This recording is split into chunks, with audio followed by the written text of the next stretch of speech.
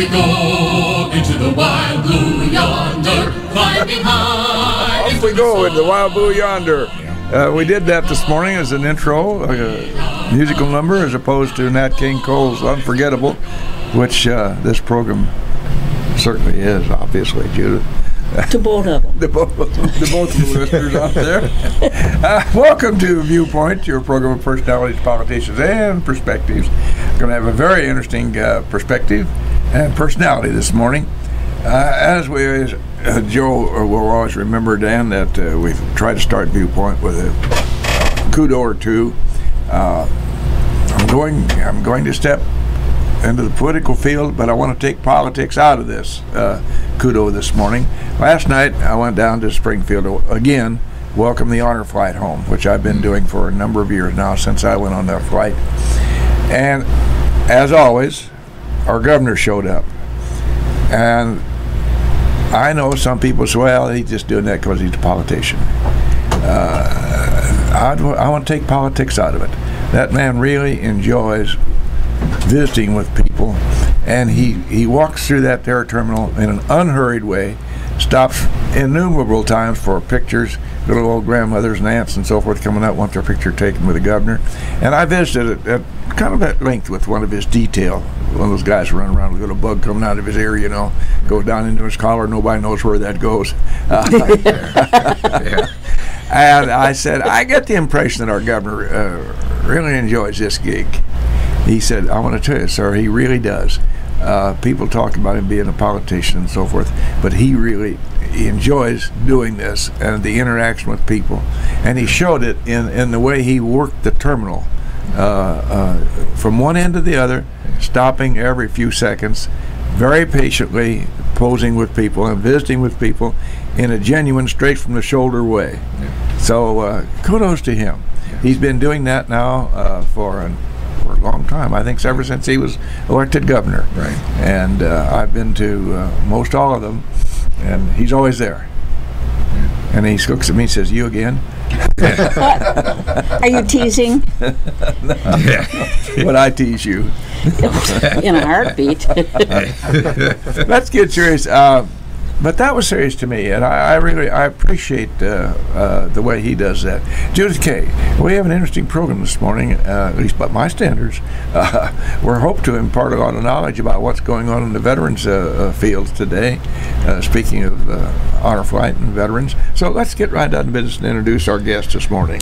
I would be proud to. They're kind of a good fit because Joe Schaler, God love him, has worked since he was a pup to bring a VA office back to Lincoln, Logan County. Yeah, Joe, you've made your mark. Seriously. Well, you really have made your mark. I stepped on Judy's introduction. It takes an awful lot of people to do that. And I know. I just happened to play a part of it. But you were the catalyst. Without Joe Schaler, we would not have this office established again. Go ahead, Judith K. Go ahead. Yeah. We've got to. You worked hard. Yeah. Bless your heart. And with him is a man from the Air Force, the U.S. Air Force, that is. That's why Jim played that song. And Dan Benedict is with intelligence. And nobody's ever said that about me. Yes. Well, it's so nice to meet you, Dan, and you are the superintendent. Yes, ma'am. Of the VA office here in the courthouse in Logan County, downtown. That is correct. Room 17, first floor. Now, wonderful. It might be well, Judith and gentlemen, if we go back, as we visited off air out in the studio, in 1946 when I came home, this office was just up there in the courthouse, and a lot of the big guys coming home, and they performed nice services for us. We came home and we were civilians and we didn't know what the heck to do about interaction with the government and so forth and what our benefits. By the way, can you get me a pension? I can help you with the paperwork. Well, I thought I jumped out of a cockpit one morning in Bradley Field, Connecticut. Excuse me, please. I get all choked up thinking about it. And we'd had rain, and I slipped and fell off a wet wing. Went down about maybe trailing edge of that wing would be 3.5, 4 feet off the ground, and I fell, and I was in traction for several days. Oofda. And when it came time to get the discharge up at Camp Grant in 46, I get all choked up about that too. Anyway, the usual question in interrogatories: do you have any claims, or and I said no, I don't have any, because I knew I'd have to stick around and be evaluated, and I was ready to get to be a civilian. I didn't. So, can we go back on the paperwork on that? Maybe it's never too late. The biggest thing that would help your case is if that was documented in your medical records, your military service treatment records. Well, let's get on that. Okay. Well, I fell off the roof. That's even higher. Unfortunately, I wasn't in the service at the time. I was at my house. Yeah, and I ran over myself. I was kind of being servicing that way. The word intelligence comes to mind. I think that the key here is service connected. I think so. Yeah. And really, you're invaluable in that office, because who among us could ever wade through the paperwork without somebody to say, first read this and then sign this? Right. And when you get a VA form, usually it's the first 1 or 2 pages is all instructions to tell you how to fill out every block, and it's all jumble legalese. And I went through, believe it or not, it's only a week's worth of training, but in that week they really crammed in a lot of information, and I'm still learning every day on the job as people come in with different problems. And so but we've gotten through everything, and I'm getting some pretty good experience, and I've helped people with some of the most common problems and stuff I don't know about. I've got a good network of friends, other county VACs. I lean on them, ask them questions, and a lot of those guys have been around for 20 years or more. They ought to know which dotted let's get line back to sign on. before you assumed these responsibilities and before you came home. Your MOS in the Air Force was working in intelligence. Yes. And you'll have to shoot us if you tell too much of us. But are there things that you can relate to that you uncovered in the course of your duties with the Air Corps and intelligence that might be of interest at all? Well, that's very interesting, because military intelligence, I was Air Force, but we're kind of interchangeable among the other services. Yeah. So I spent probably 7 years working for the Navy. Got to be on one of their aircraft carriers for a little bit. Did you? I was on Pearl Harbor for a few years. Uh-huh. I've worked really close with Army and Navy, special operations. So I feel like I have a really good connection with anybody that walks in that door. I've only worked with the Coast Guard just a little bit. Most of their mission is patrolling the waters close to the U.S. So their intel role isn't quite as much as the other services. But I have worked with a few Coast Guardsmen, but I've definitely worked many years with all the branches. Well, it seems to me that it would be imperative that you would all work together. If some Hanyak is going to blow up a bridge somewhere, that matters to the Air Force, but it also matters to the Army. Oh, you're going to find this a great shock. Yes, no. But there are people in the swamp now in Foggy Bottom. They don't understand that the term "working together." Oh, amen. It's not popular anymore. Right. It's another thing gone by the board. Yeah. But it's imperative that you all are in communication. Yes. And I think one of the points that really illustrated that to the higher ups in the military is when we went into Iran to rescue the hostages. Yeah. And unfortunately there's a big sandstorm, and planes were landing on top of each other, and many people got hurt, and basically the mission failed because we weren't able to talk to each other and relay real time what we were doing. The situation on the ground at the time. Yes. So there was confusion. Yes, the fog of war really. Even we who aren't in intelligence, in retrospect, could look at that example and think, I think we better get together and play nice. Yes. The world should get together and play nice, but I think that's pie in the sky. What do you think, Joe? Absolutely. Unfortunately, yeah, absolutely, yeah. Dan, you've been in the office now a relatively short time. Since basically September. Yes. By the way, the young man is a good speaker too, Joe. I don't know whether you made that part of his qualifications as you interviewed for the job, but he did a great job out the American Legion at the ceremony. Yeah. So that's ought to stand him in good stead when he has to go down and appeal before the folks in the legislature down in Springfield. Hey. What has been the most prevalent problem, I use that word advisedly, for the veterans since you've taken the office, Dan? I would say just in general, the biggest problem is navigating the Veterans Affairs bureaucracy, knowing which forms to fill out, where to get the forms, because we're not in a paper world anymore. You can't just walk up and get a piece of paper. You have to download it somewhere. Yeah. And a lot of the veterans that come in, they're not very savvy with computers. And even if they are savvy enough to go print out the forms, it's like I said, they're very complicated. They don't know which parts to fill out, and maybe they'll put the wrong information down. So the thing that I see the most is people coming in and needing help with forms and paperwork. They'll tell me their problem, and I'll say, okay, we need to fill this out, fill that out, and then send it to this office. Because even if you can navigate the system, you can get the paperwork filled out. Where do you send it? Do you send it to the regional office? Do you send it to the VA hospital?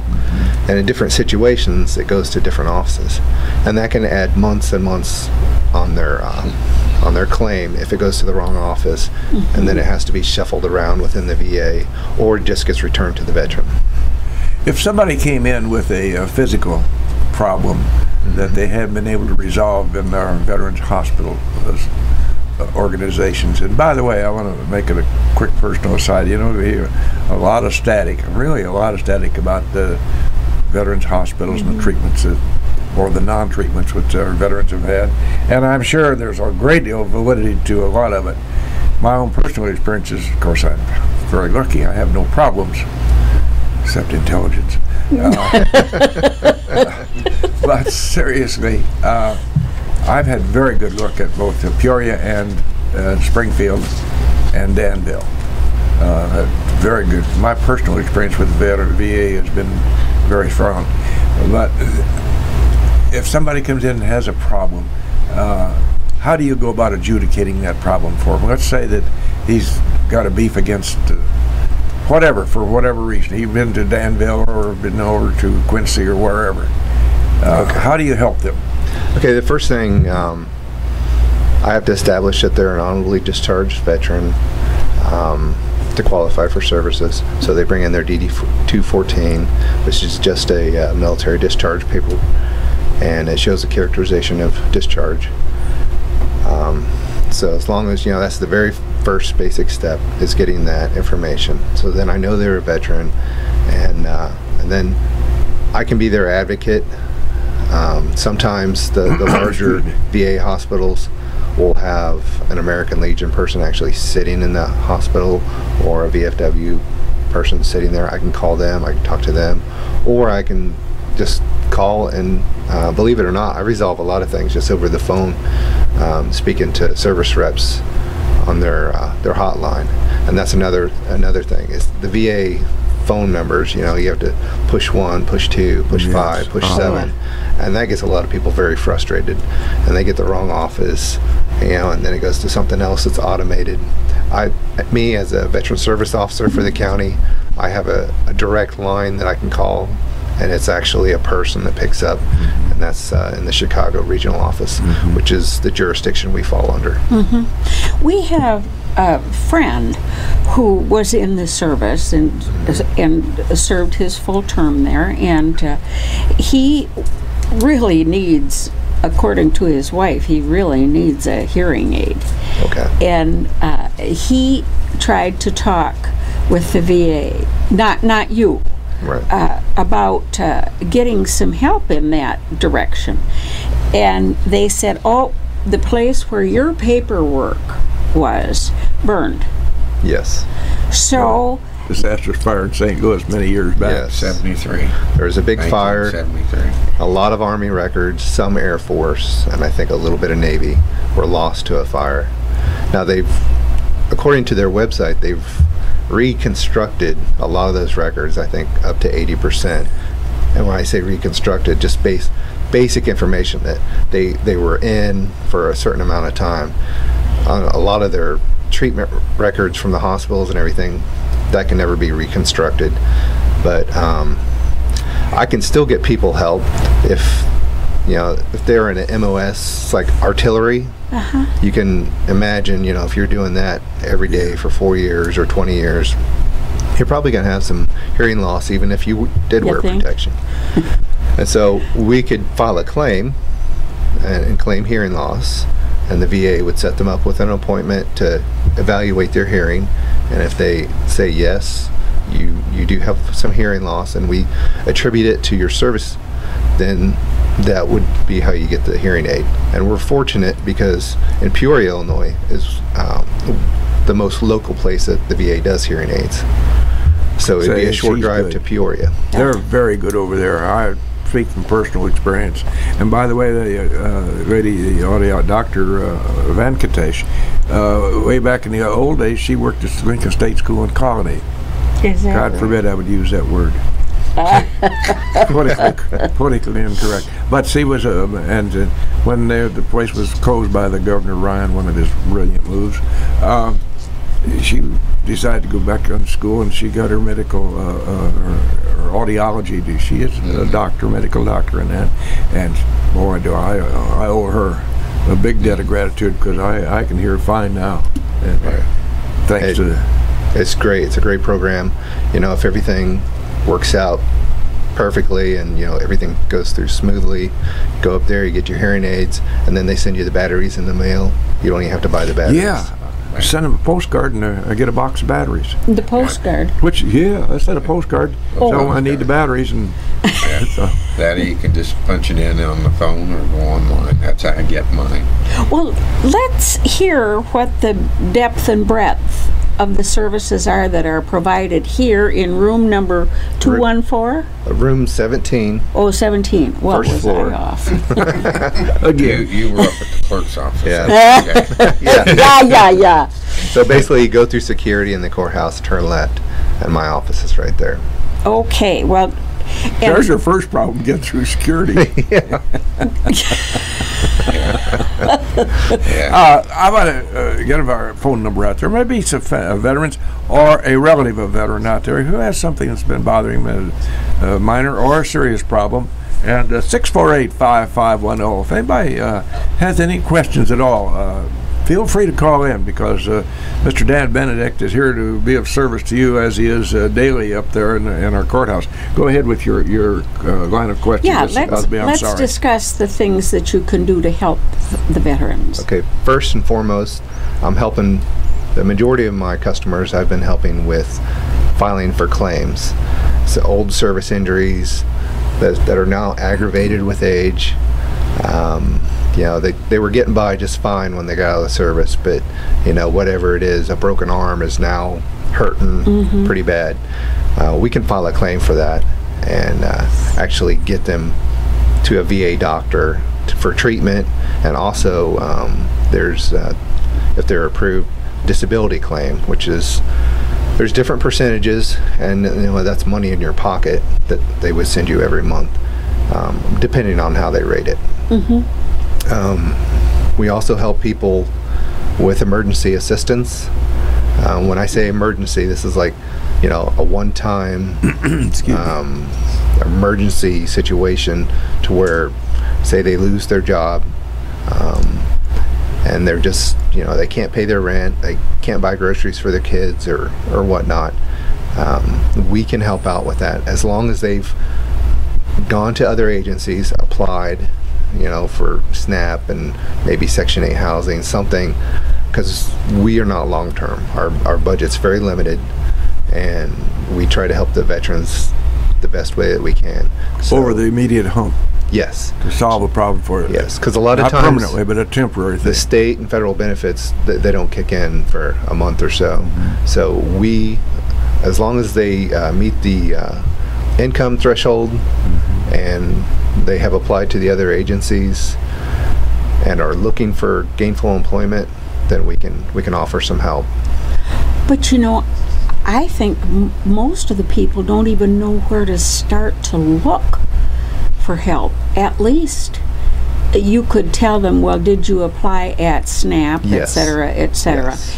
And certainly that'd be a big help to people. Who knows where you go? And that's part of our application process. We have a whole page dedicated to the different services that are available to people. And it's a requirement that they go there and speak to them to see if they're eligible for any benefits.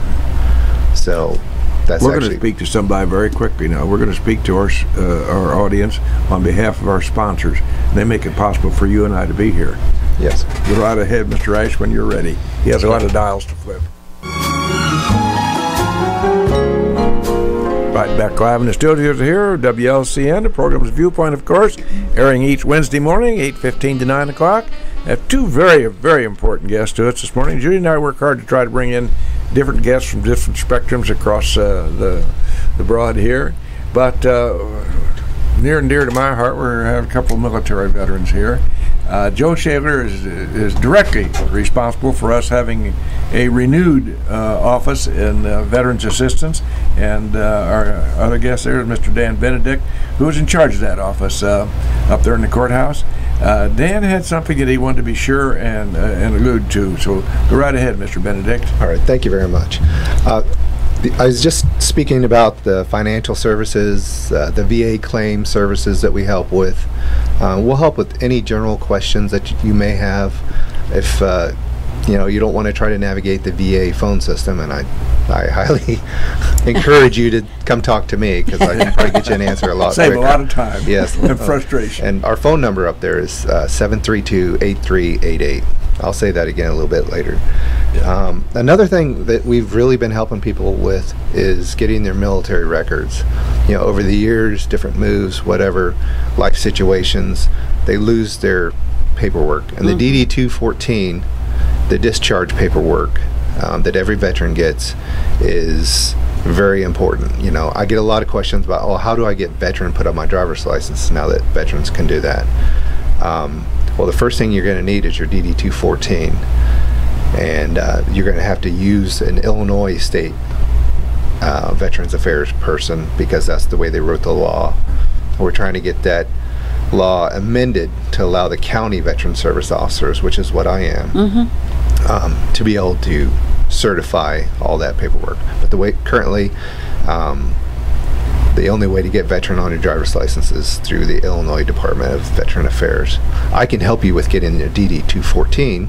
We can send off, it takes probably about 5 minutes. Come in the office, I'll get online, we'll take down all your pertinent information, and I'll send an electronic request down to St. Louis, which is where the National Archives is, and I'll have you sign a form that I fax down there. It's just basically a release of information.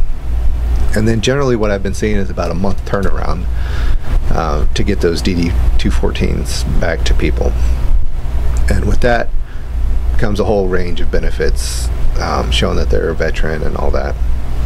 Another thing I've been helping out with is burial benefits. Most people don't know that veterans are entitled to certain benefits when they pass away. As long as their service was characterized as honorable, there's some money that might be available for transportation of the loved one. Everything, the funeral home bills are all itemized, and you'll see all the different charges, but that's usually about $300 that we can apply to get back.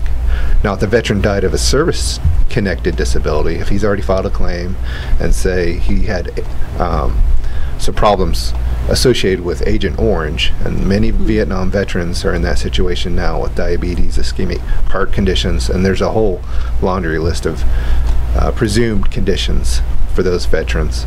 Now, if a veteran passes away from one of those service-connected disabilities, then and they've already filed a claim, there's other benefits that might be available to the family. So each case is unique. I can't really go into every one, as they all have their own intricacies. So I can help with that. I can help with getting, I've helped getting veterans from World War II, and I believe I've had one veteran from World War I. Their family members came in asking for records. You know, they didn't know what all the medals they had. So I can request those. Now the Air Force is the only branch that won't provide it free. You'll have to go online and try to buy them yourself, or I could help you getting those. But the Army, the Marines, and the Navy, if you request it for a loved one, either living or passed away, they will send a complete set of medals and ribbons. Say you want to build a shadow box or something. Oh, really? I know that's a big thing. And also, like I said, you can get the military service records, DD-214, we can get all that. So those are the main things I'm helping people with. And lastly, we have a partnership with Logan Mason County Public Transportation. If a veteran's having a hard time getting to VA appointments, we will get them a ride. It's a little bit more difficult right now until the budget gets passed. You mentioned the swamp.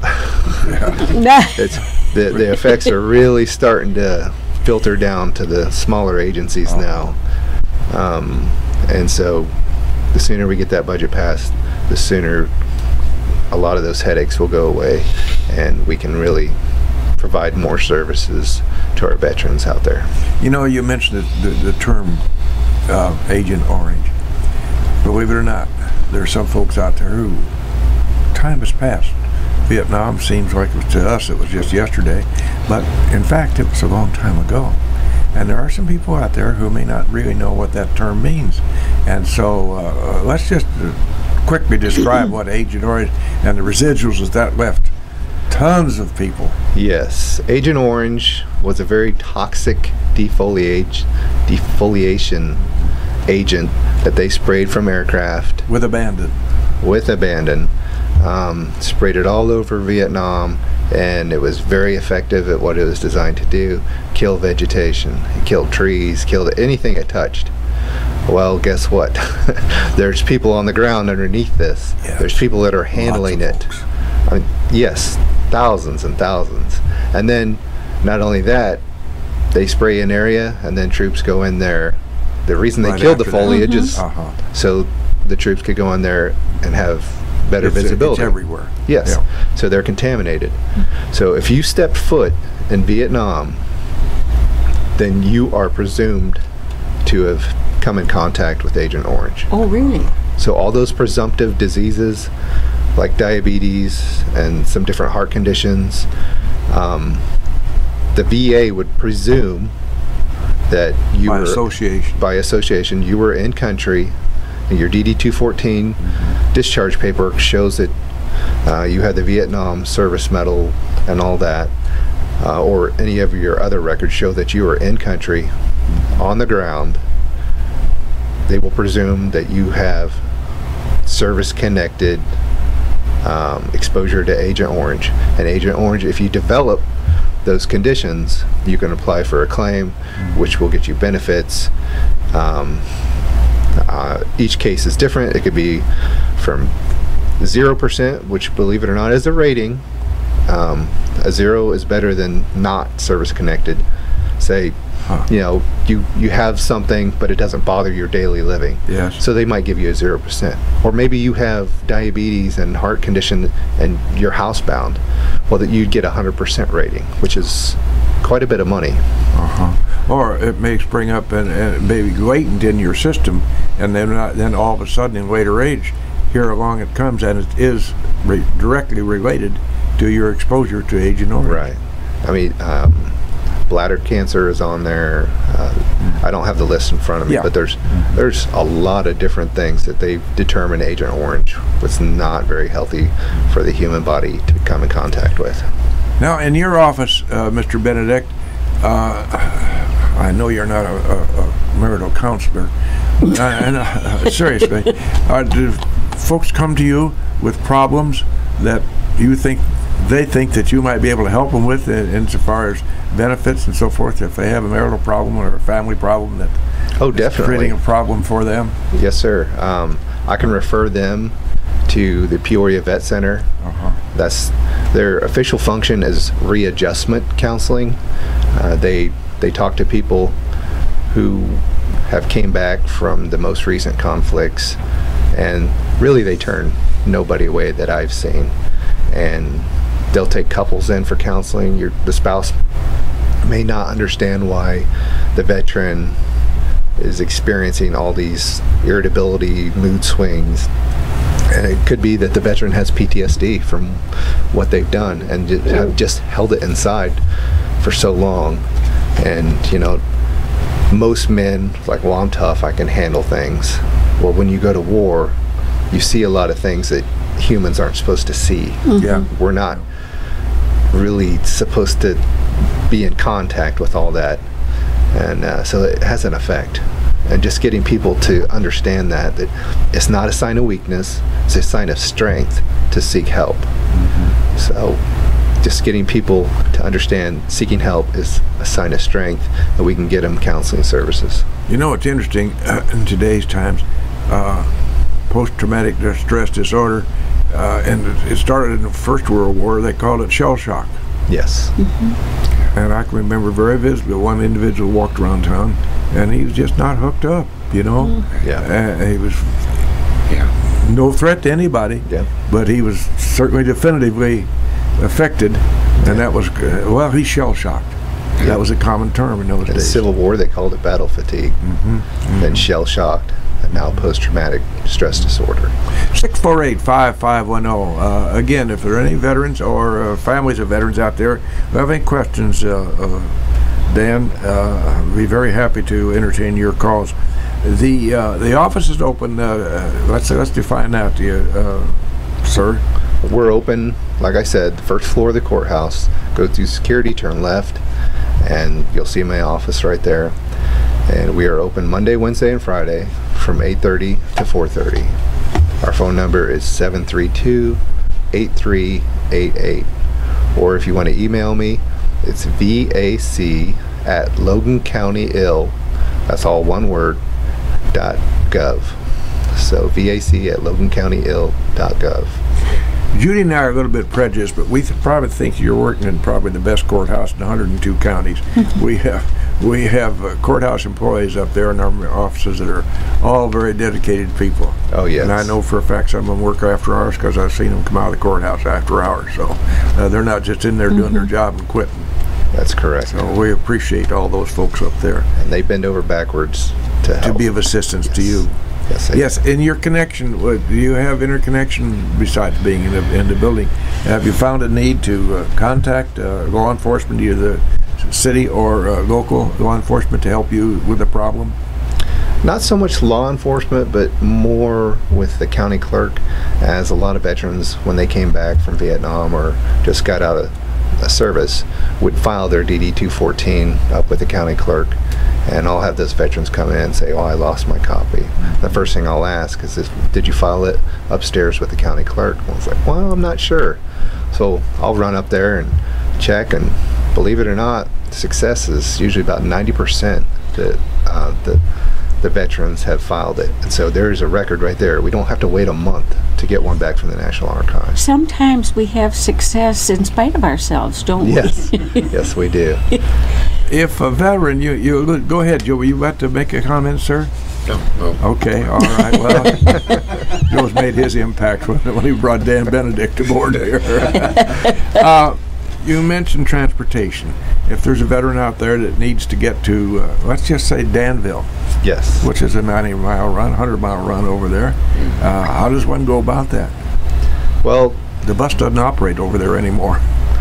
Correct. There are shuttle buses that run from Springfield to Danville and from Peoria to Danville. Oh, I didn't know that. And the VA operates that. And under our current constraints, that's what we're trying to do. We're trying to get veterans transportation so that they can get on one of those shuttle buses, and the VA provides that at no cost.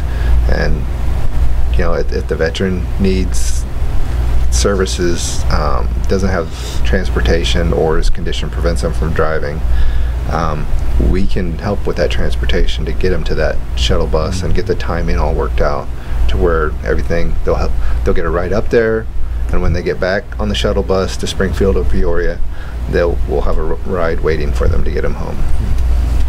That's very interesting. Go ahead. You know, for quite a while there, the poor VA was really in the news a lot.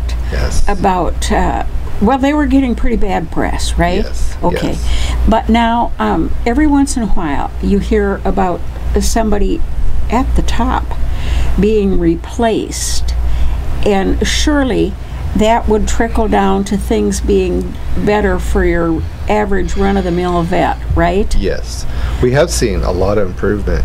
I've seen things coming back faster, claims happening faster. They've implemented new programs to make the claims process faster. And I'm not going to say there aren't horror stories out there where people have been battling the system for 7-8 years. Yeah. That there are cases like that, but in the vast majority, things are coming back within 6 months, and believe it or not, that's pretty fast considering all the logistics behind it, requesting service records, going to doctor visits, and getting all that compressed into 6 months is really kind of reasonable if you think about the volume that they have. Oh, I'm sure. One of the things that is so important in what he does and why you see that service officer is what they call a fully developed claim, is to make sure when you're dealing with the VA that it starts out right, because if it's not, then you're going to be 2, 3, 4 years, 5 years ever trying to get it out of the log jam again. And it's so critical when that service officer is the one that makes sure everything's right from the get-go. Yes. That is so critical in filing that claim, because otherwise, if there's, for lack of a better term, if there's one excuse they can find to set that over and send it all back and say, well, we didn't get this, we didn't get this, it's almost like you're getting a do-over to start this whole process over again. Yeah. And being someone who's been trying to get a claim completed for 4 years, it is, to get it done in 6 months is a miracle. Mm-hmm. But you have to start out. It's got to be absolutely all the T's crossed, the I's dotted from the get-go. Mm-hmm. That's where you need to see that service officer to make sure that's done correctly. And then Dan can get that sent off. Now you got a better than even chance that you're going to start seeing some results, even though you're probably going to get sent to Danville or wherever, so they can check your hearing. Okay, you filed a claim on your hearing. Yeah, mine was prostate cancer, then it was skin cancer. We need to go, send you here, here. Then we need your personal doctors. We need all of that. Did they fill the forms out correctly? Because they're looking at forms they usually have never seen before, right? Oh, yeah. And it's like, it's every little piece of paper has to be done, because that screening process is like nothing is going to get through there. When I on my last appeal here just a few months ago, when I talked to an actual VA rep in Chicago, but what veterans have to remember in Illinois, we have 10 people who are going through all those appeals sitting in Chicago. There's 10,000 appeals pending, and we have 10 people handling 10,000 appeals. Wow. So it behooves you to have it right from the get-go, so you don't end up one of those 10,000 people waiting for years. Yeah. What a blessing that you worked so hard to bring this office to Logan County. Was it your experience that was the impetus for it didn't hurt. Nobody should have to go through this. No, especially when you're dealing with something that's already been set aside as 100% presumptive. There should be, here's the records, here's the proof, you were there, done. But that's me. I'm not the federal government. They're not going. That levels of bureaucracy that they're going through. That's why it fulfills its obligations to be called a bureaucracy. And it truly is. It's just, you've got 326,000 people working in that bureaucracy. Woofta. That's just the VA. Yes, over 300,000 employees in the VA. Yeah. What would be your caseload today in numbers? How many would you say that have appeared in your office in Logan County? I don't have the exact number, but if I were to estimate, you could swag it.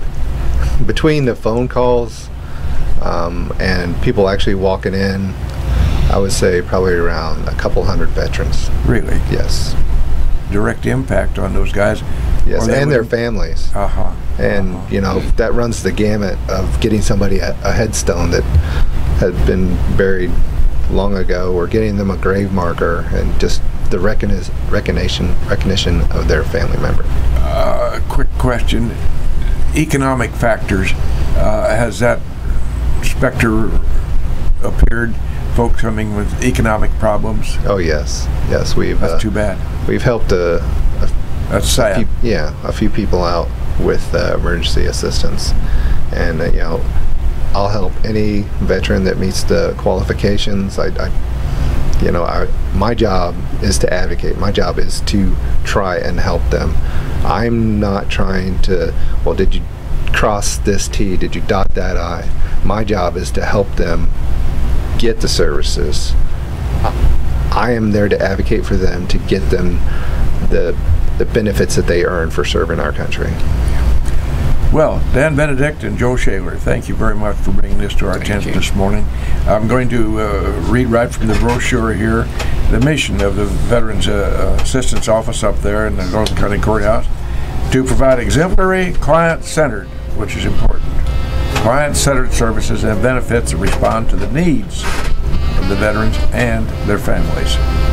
Thank you, sir, very much for being with us. Thank you for doing the job, Mr. Schaler. All the veterans are indebted to you for making sure we have established this office in Logan County. We try to close with something that's analogous to the subject matter of the day, and this is true. I want you to listen to this just a minute now. Pay attention, folks.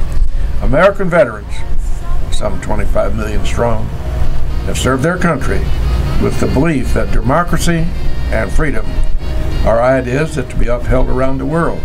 Well, it's a very nice statement. But think about that for a minute when you think of the conditions of the world today. Thank you very much for Viewpoint. Thank you very much.